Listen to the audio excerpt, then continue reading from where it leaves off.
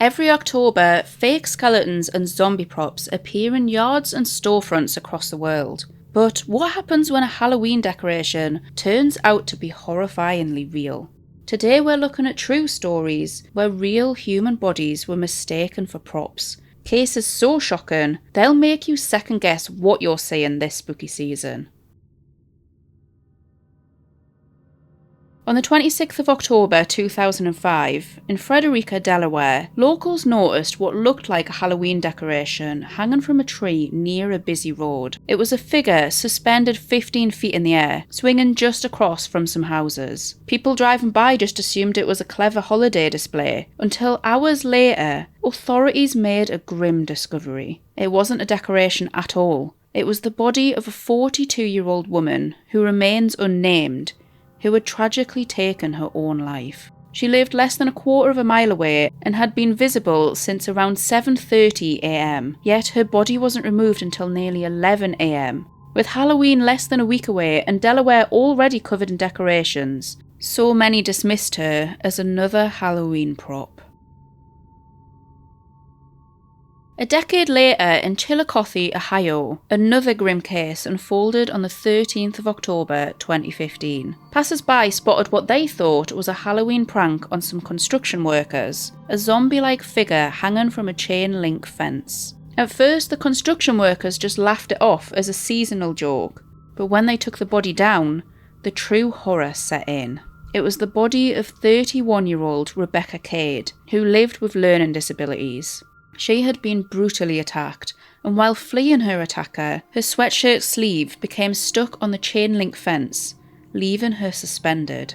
Rebecca had been beaten beyond recognition, suffering blunt force trauma to her head and neck from a knife and a grapefruit-sized rock. She fought so hard to survive that she severed her own bicep muscles.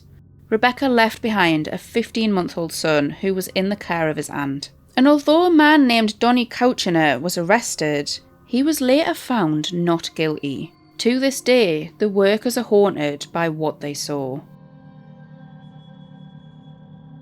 Fast forward to the 23rd of July 2021, in Sherbrooke, Quebec, Canada.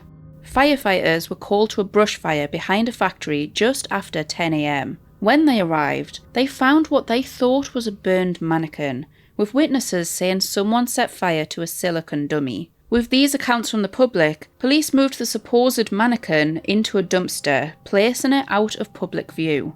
4 hours passed, and at around 2:30 p.m, police received a missing persons report. A 64-year-old woman named Laurette Therrien had disappeared. Her phone was tracked, leading directly to the scene of the fire. At 6:30 p.m, another 4 hours later, authorities finally realised their horrifying mistake. Resemblances in the descriptions revealed the mannequin they had placed in a dumpster was actually Laurette's charred remains. She had tragically taken her own life by setting herself on fire in a field. Her death was ruled as asphyxiation from smoke inhalation. The police issued a public apology admitting their mistake and promised retraining after mishandling one of the most haunting cases of mistaken identity in Canadian history. Let's explore one of the most recent cases that happened in China Grove, North Carolina in October 2023. Robert Owens, 34, had been reported missing after last being seen on the 8th of October. The next morning, a groundskeeper was mowing the grass near an abandoned log cabin and saw what he thought was a training mannequin left out, lying face down. This cabin was often used by law enforcement agencies for training, so assuming it was fake, he simply mowed around the body and went on with his work. It wasn't until the next day, when a construction worker saw the figure and called the police, that the truth finally came out. The mannequin was Robert Owens, wearing nothing but socks and underwear, with no belongings nearby. His family later said they couldn't understand how anyone could mistake his tattooed body for a prop. Authorities revealed that he had died of an accidental substance overdose. But the disturbing part remains. His body laid outside for nearly 2 days because it was believed he was just a fake training dummy. Our final story is perhaps the most bizarre of all, and it dates back over a century. In 1911, outlaw Elmer McCurdy was killed in a shootout in Oklahoma after a failed train robbery. His body went unclaimed for 6 months, and the undertaker preserved him with a special embalming fluid, which left him unusually well preserved. For years, the undertaker displayed Elmer as a sideshow curiosity, charging a nickel to view the bandit who wouldn't give up.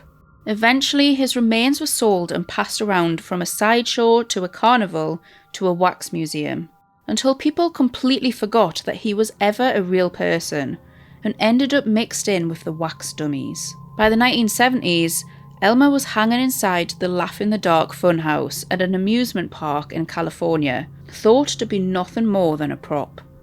That illusion was shattered in December 1976, when a TV crew filming the $6 Million Man tried to move the dummy. An arm snapped off, and inside was real bone and tissue. After decades of being mistaken for a prop, Elmer McCurdy was finally given a proper burial in 1977 in Oklahoma, cemented under concrete so he could never be put on display again. From Halloween pranks gone wrong to law enforcement blunders, these cases remind us of a chilling reality. Sometimes what looks fake is horrifyingly real. Which of these stories unsettled you the most? Let me know in the comments. And if you want more dark true crime, don't forget to like and subscribe.